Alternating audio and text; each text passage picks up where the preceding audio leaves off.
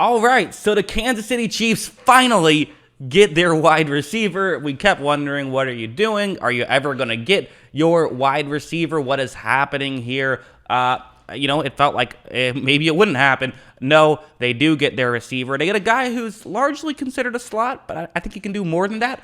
And so I want to talk about kind of what he can do. I think he can win on the outside. He is someone who's primarily known as a slot, but I think he could be really good in an Andy Reid offense. And Andy Reid knows offense. If he's saying that Skyy Moore is a guy, granted, it's not like his hit rate is 100% with wide receivers on day 2 or, in later in the draft, but I think he's going to hit on this pick. I had Skyy Moore as a fringe first rounder, so him going sort of towards the late second round, very good value. Let's talk about what I like about Skyy Moore and then get into the scheme fit a little bit later on. So let's start off with a play like this. So what we're going to see here is this is kind of the typical Skyy Moore play. It's man coverage, and he's running a slant route over the middle. And quite frankly, I think these routes are becoming more and more important at the NFL level. Gone are the days where a slot receiver is just a guy who can't win on the outside, so he gets moved to the slot. People now look for guys who can win at the slot consistently. And while I do think he's shown flashes of winning on the outside, and we can talk about that later, you are drafting him to be a slot guy, in my opinion, and a damn good one, quite frankly. The way this play works is simple. You are going to run over the middle of the field, but the little details of a play like this are really what makes it work.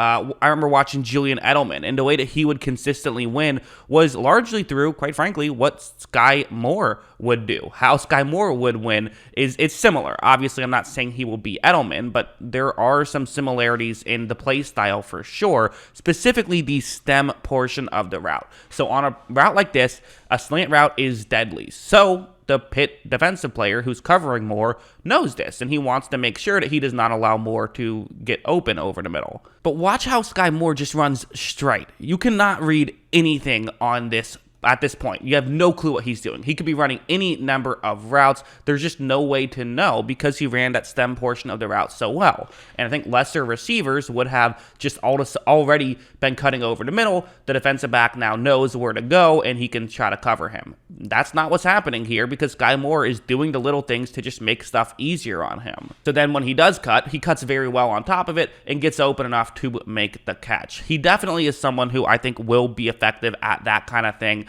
at the next level, and that's what's cool about him. Is it's kind of one of those things where I heard this said, and I think it's really smart, is that you could argue there's other guys with better potential than Skyy Moore, but it seems really unlikely that he won't be like a top 30 player of this draft class, because there's certain things that he can do that just feel like, yeah, that's going to work at the NFL level. And now I want to go over to some of stuff like this. So this play is once again going to be him working, out of the slot, but it's still a difficult route. I mean, he's trying to win on the outside. He is trying to get a touchdown here. It's going to be a route where he's not running over the middle. So the over the middle stuff is probably what he does best, but he can win in other ways, and this is going to be an example of it. Again, watch how while he does start to run a little bit towards his right, he is throwing in these moves to not really allow for the Buffalo defensive player to fully read what he's doing. This wasn't one of his better stems, if we're being honest, because the Buffalo player was able to turn his hips towards the bottom of the screen. So, we've seen him do better, but it was still pretty good. And he still is throwing those extra moves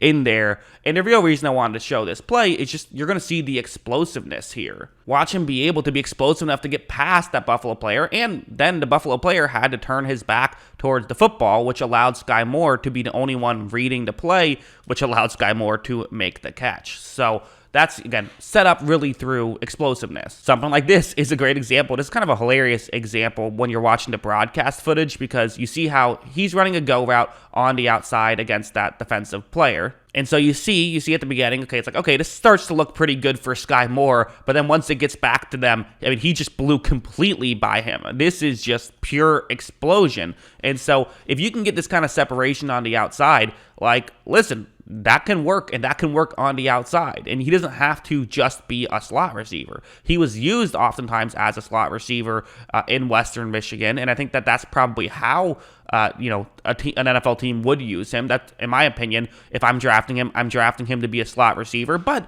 a slot receiver who has potential to be more than that if given the opportunity.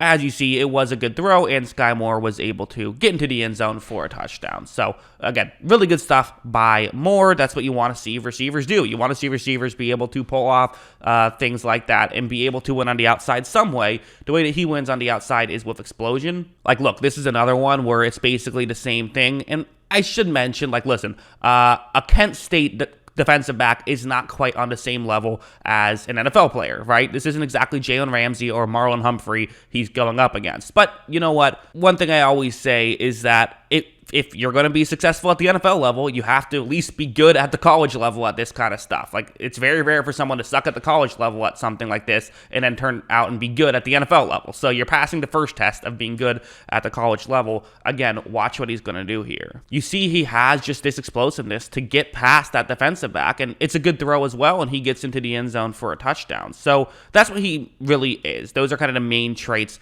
that you notice with Skyy Moore. He is very shifty, for sure, and maybe I didn't show that off as much in this video, but that's definitely something that's true, and you saw it a little bit. Runs a very good stem portion of the route and just explosive. He can run by us. So with all of those traits, he will at least be a good slot receiver with the potential of being even more than that. So yeah, I mean, listen, it's fair to say, should you have traded Tyreek Hill? That's always going to be a fair discussion to have. Tyreek Hill is a one-of-one player.